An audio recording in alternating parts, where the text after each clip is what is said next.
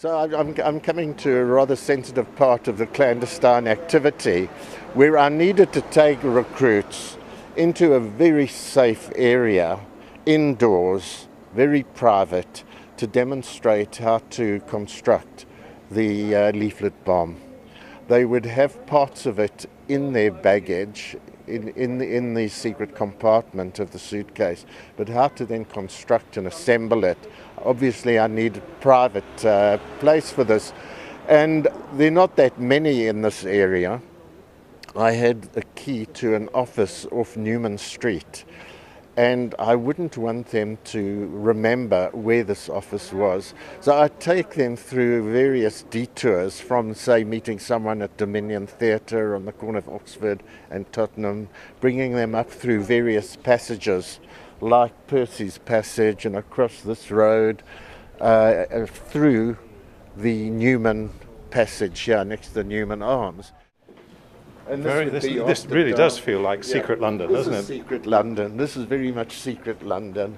This is Dickensian times. As you come out here now into the open and you look up and you can see that sign, Ancient Lights, and that's the annex of a building, an office.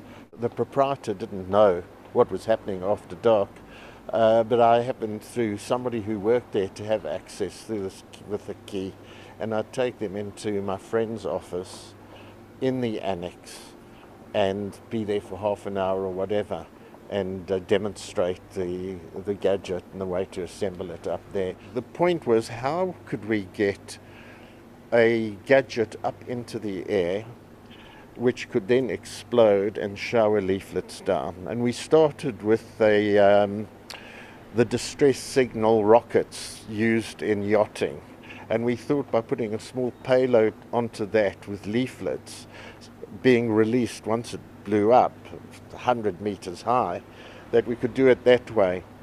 We tried that out on Hampstead Heath, and it was a very Heath Robinson, I must say. It nearly killed myself and Aziz Pahad, who was my colleague, veering off course, and we ducked behind a tree. It burst on that tree.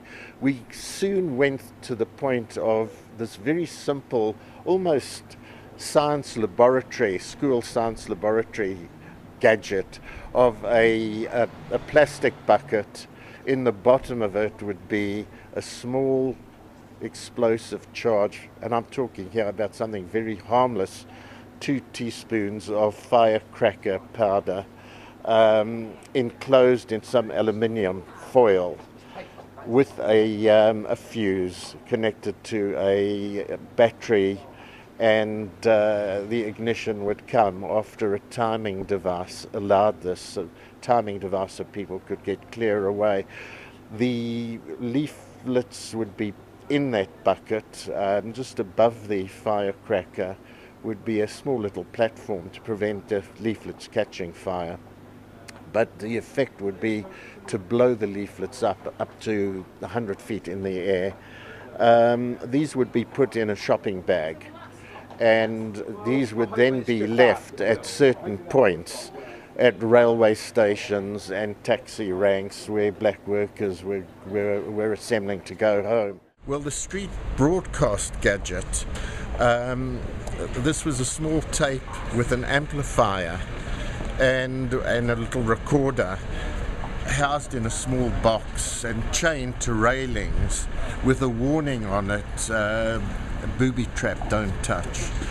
A former Rhodesian policeman was driving in Cape Town city centre by the railway station at the time when these leaflets had gone off and this broadcast was ringing out, and he said, and I quote exactly from the newspaper report, "I have seen excited crowds of Africans in my time in Rhodesia, but I've never seen such an excited crowd of black people as I did that day in Cape Town as they listened and danced to music from the ANC, slogans and a speech ringing out."